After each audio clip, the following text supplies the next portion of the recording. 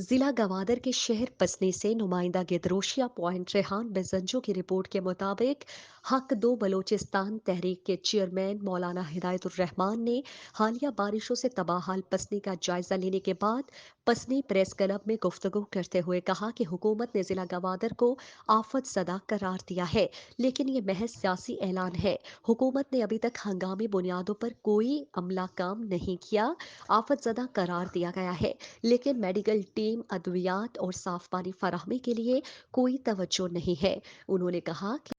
جس کی چار دیواری گری ہے اس کی چار دیواری بنا کر دے دیں،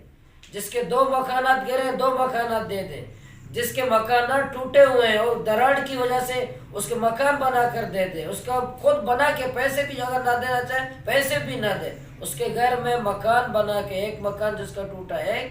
دو مکان ٹوٹا ہے دو، تین مکان ٹوٹا ہے تین، چار دیواری ٹوٹی ہے چار دیواری، دیہاتوں میں بندات ٹوٹے ہیں بندات، حکومت خود بنا کر دے دے، راشن نہ دیں۔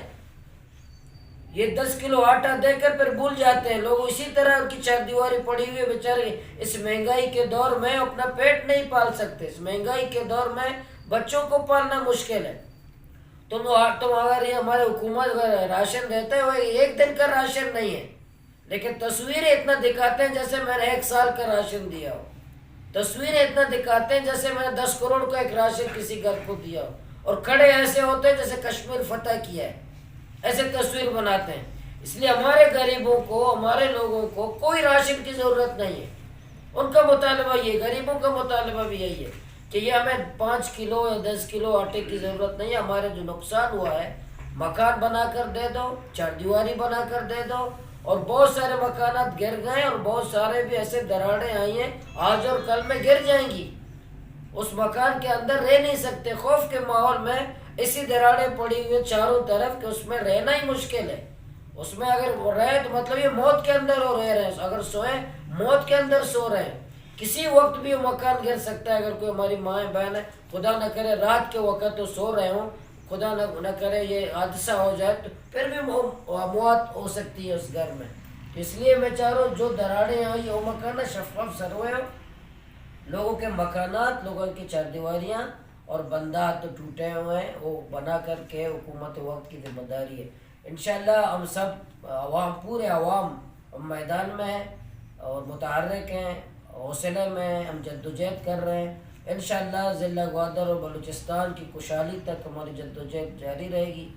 ٹرالر مافیا کے خلاف، ڈرگ مافیا کے خلاف، بارڈر مافیا کے خلاف اور ظالم ٹولے کے خلاف ہماری جدوجہد جاری رہے گی۔ بلوچستان کے ہر شہر اور دیہات میں ان کا مقابلہ کریں گے، جہاں وہ جائیں گے وہاں پھر بعد میں ہم جائیں گے، جس گلی میں جائیں گے اس گلی میں ہم جائیں گے، جس دیہات میں جائیں گے اس دیہات میں ہم جائیں گے، جس دفتر جائیں گے اس دفتر میں ہم جائیں گے۔ بلوچستان کے سرکار کے وسائل ہم سب کے کسی ٹولے کے نہیں ہیں، اور ضلع انتظامیہ سے بھی، صوبائی حکومت سے بھی گزارش کروں گا کہ وہ کسی ٹولے کا نمائندہ نہ بنے۔ مولانا ہدایت الرحمان نے کہ ہماری تحریک اور جدوجہد جاری ہے، trailer mafia, border mafia, drug mafia اور ظالم مافیا کے خلاف جدوجہد جاری رہے گی۔ مزید دلچسپ معلومات اور خبروں سے آگاہ ہونے کے لیے Gedrosia point Facebook page, Instagram, Twitter کو فالو اور یوٹیوب چینل کو سبسکرائب کریں۔ بیل آئیکن بٹن دبانا نہ بھولیں تاکہ مکران سمیت بلوچستان کی خبروں سے جڑے رہیں۔